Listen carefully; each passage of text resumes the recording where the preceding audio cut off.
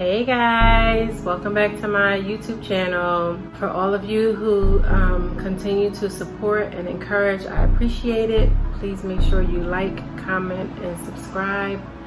Make sure when you subscribe that you do hit the bell so that you can be notified when I upload new videos. So I'm going to continue on today with my story regarding being divorced. And this is probably one of the most difficult ones that I think I'm going to record, because this is where I went through an embarrassing phase. And even some of the things that I think I may say in this video, I'm not embarrassed by them anymore, because it is my story and it is who I am, and I went through it, and you know, you go through things for a reason. But they were embarrassing at the time. But again, part of my story. If you haven't looked at any of my videos before this video, please make sure you go back and look at all the previous ones so that you can be in the loop and you know exactly what I'm talking about, or that I may refer back to while telling this story. So my divorce is final. I went through, the church. I joined the ministry. The ministry was great. And now I'm learning some tools on how to move forward. But it's a process. It doesn't happen overnight. You have to go through some things. You have to understand some things, process some things in order for you to, pretty much come out on the other side. So, as I said before, I wanted to start this in-home daycare because, we had switched schools for my daughter and there was no before and after care. So, in order for me to start this in-home childcare, I had to accept a pay cut. And now I have to rely on my husband to help me financially. I had to go on his medical plan. I can't remember if at that time my daughter was able to go on her father's medical plan. I think my daughter went on her father's medical plan. Yeah, so some changes. I had to give up control of that part of my life that I had always been in control of. I don't know what other way to say it. And now relinquish this control over to my husband. But once we divorced and he left, I was now without that other income. I was now without medical insurance. And I now had to figure out how to pay the bills in a house where two incomes were necessary. So now I had to figure out how to now take care of all of these expenses on a one income salary. And again, starting this business, when you're starting your own business, you don't really see profits, within the first few years. And it was a struggle. So the struggle was real.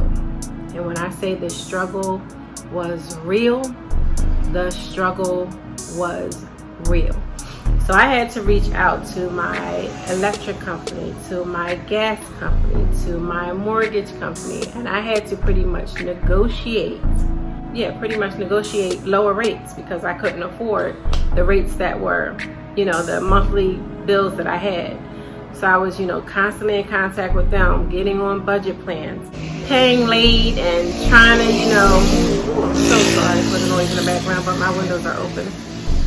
So I just had to do like budget billing on all of these things. And then involved with all of that, you have to send in payment stubs. And I didn't have any pay stubs because I was self-employed. So I had to create documents and send in information, constantly contacting people. And it was just a stressful time. I went on food stamps. I didn't go on welfare or anything like that. And not knocking anybody who went on welfare, but it hadn't gotten that bad. But it was not embarrassing, but it was just like, I never thought I would be one of those type of people. I just never thought I'd be one of those type of people.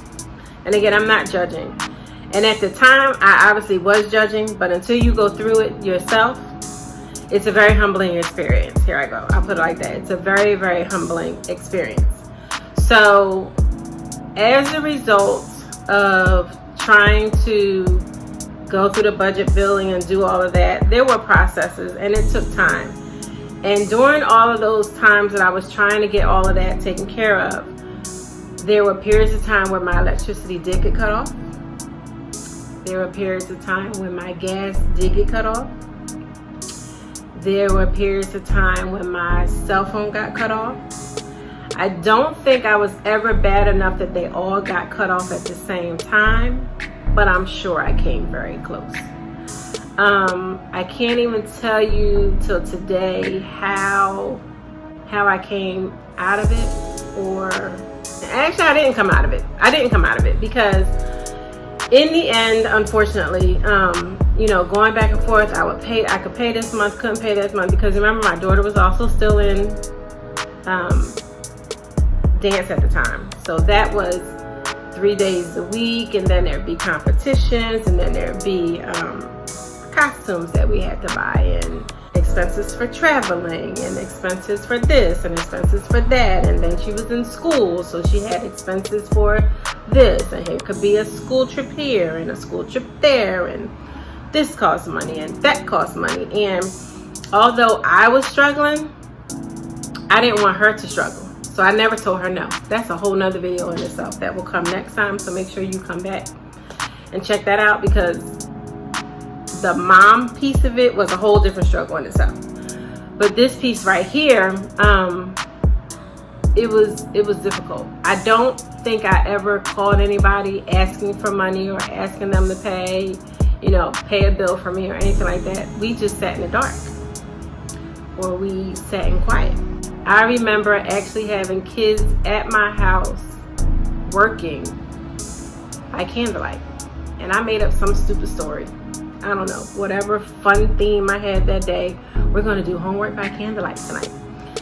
Something stupid. Just so not to have to say to the parents that came in that my electricity got cut off, because they may not want to bring their child back the next day, because why are they putting their children in my care if I can't afford to keep my utilities on? So that was a struggle. When it came for food, before I even went on food stamps, because it took me a while to process getting on food stamps, because I was like, again, judging. Like, I'm not going on no food stamps. I'm not one of them type of people. Not gonna do that. So when I used to go to the market, this is what I had to spend. This could last us until the next time I knew we would get money, and that was that. I remember one night I had enough food in the refrigerator for one meal. One meal for her. I had a meal, enough for a meal to cook for that night that both my daughter and I could eat. For whatever reason, this particular night, we were going to sit in the basement and eat. I don't know. I probably created something. We were just going to go to the basement. We were going to eat downstairs. So I gave my daughter her plate. And then I was carrying everything else, the drinks, I don't know, whatever. I had a whole bunch of stuff in my hands. And I remember she was walking down the basement steps and she dropped her plate of food. I snapped at her because, it was like, oh my God. Because in my mind, it was like I had just enough for us to eat tonight until we got paid tomorrow. And you dropped the only bit of food that I had left for you on the floor. So I had to obviously give her my plate of food. So I actually went without food that particular night. So when I hear stories of parents who starve so that their children can eat, I've been there. I've done it. And I remember that night so clearly because all I could do was cry. And I don't remember how old my daughter was, but I just remember her dropping that plate. I remember watching them vegetables roll down them steps. I don't know why we went to eat in the basement. I have no idea why. She probably asked or something. I don't know. But we went downstairs and she dropped that plate. So I gave her mine and I went without that night.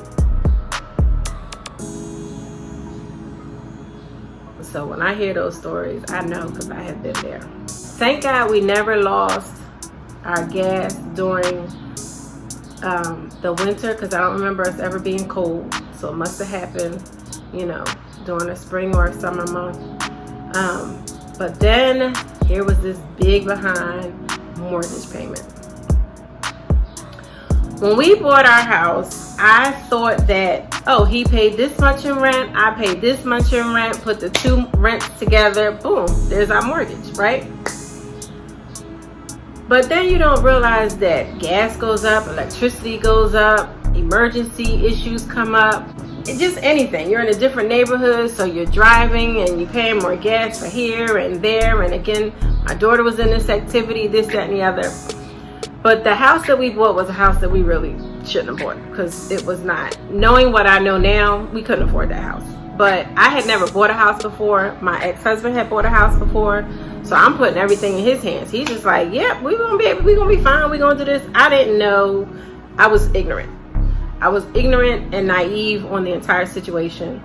And here we were, where we were. So I had negotiated a lower mortgage payment with my mortgage company, but unfortunately there were times when I couldn't afford it. So that would put us back into negotiations. So I missed a payment here, missed a payment there. So that went on for about a good 2 years before the foreclosure notices started coming. I'll be back on the phone, you know, giving my sob stories, trying to do whatever. And I give a big ups to my mortgage company, because they really did truly try to work with me. They really, really, truly did try to work with me. And again, when I say I gave every sob story known to man, I gave every sob story known to man. You know how some people rob Peter to pay Paul? I used to rob Peter to pay Peter. Like, that's just how it used to be.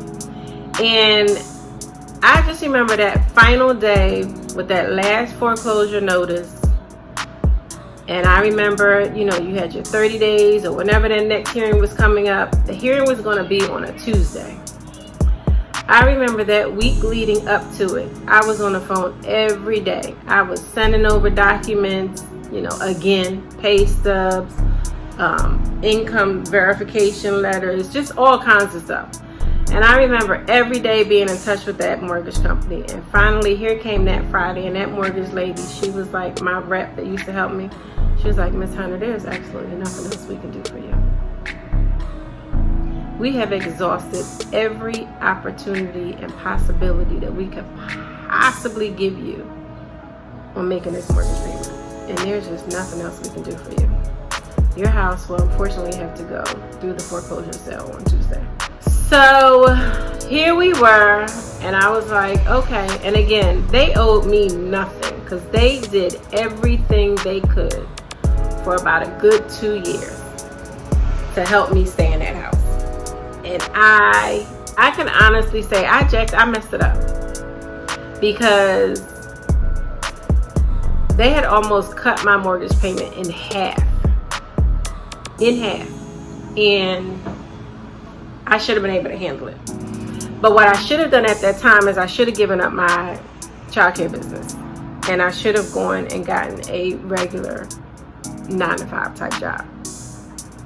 I should have gone and got another job. I should have gave it up. But I was in the mindset at that time, where was my child going to go? At that point, she was in middle school. And it was just like, where's she going to go before and after school? And I was just too stubborn, too prideful, I guess, because I didn't want my business to fail or have to give up on this business that I had started. And whatever other type of adjective or emotion you want to throw on it, that's how I was at the time. So I knew better, but I didn't do better. I knew there were a lot of changes I should have made, and I didn't do it. So again, that Friday, that woman told me, Miss Hunter, there's nothing else we can do for you. Your house is going to go into a foreclosure sale on Tuesday. So when you have hit the wall and there's no other wall or opportunity or corner to turn or anything like that, where do you go? To my mama. So when my work day was over, I grabbed my child, I went over to my mother's house, and I was like, look, here's the situation. Here's where we are. The house is going to go into foreclosure on Tuesday. I didn't know what the process was going to be once the sale went through. But I went to her and I was like, yeah, what do I do? And she was like, well, I guess you're going to have to move in here. So again, my mother lives alone in this house because, again, my father passed 25 years ago. And my daughter and my daughter was 13 at the time. We were going to have to move in with my mother. Now, how embarrassing was that going to be? That I was going to move in with her. So, that took on a whole nother level of stress. I was very appreciative that my mother was going to allow me to move into her house with my teenage daughter. But I didn't know what the time frame was going to be because, again, the foreclosure sale hadn't gone through. So I sat patiently on Monday. I sat patiently on Tuesday. Tuesday, at, let's say, I don't know, the foreclosure sale was, foreclosure hearing was scheduled for, let's say, 10 a.m. By close of business that day, that new owner was at my door. Just want to let you know that I bought your house this morning and you have 30 days to get out. They were very pleasant about it. They weren't, rude or mean at all. It was actually an Asian family. Came to the door and was like, yeah, we'll give you 30 days to vacate the premises. Talk about embarrassing. Embarrassing. So there we were. I had 30 days to pack up a house that I had been in for now 7 years, because we bought it in 2006. Here we were now in 2013, and I had 30 days to pack up my house and relocate to my mother's house. And the distance between my house and her house at the time was about 20 minutes or so. About 20 minutes or so. So my daughter had already switched schools, so she was no longer at the neighborhood school. She had moved on to middle school, and the middle school was actually in the neighborhood in which my mother lived. So that was a plus. However, I was losing my house. I loved that house. I had painted the walls of that house. It took me forever to pick out the color that I wanted to paint the walls in that house. But the house was bought by two people that I feel didn't really love each other. There was no real love in that house. If the walls could talk, they wouldn't really have anything positive to say in that house. So it was time for us to move on. And that was that. So at the end of those 30 days, my cousin and I packed up our cars, and we moved on over to my mother's house. I couldn't afford a U-Haul truck, so we just made however many trips we needed to get our stuff from that house to my mother's house.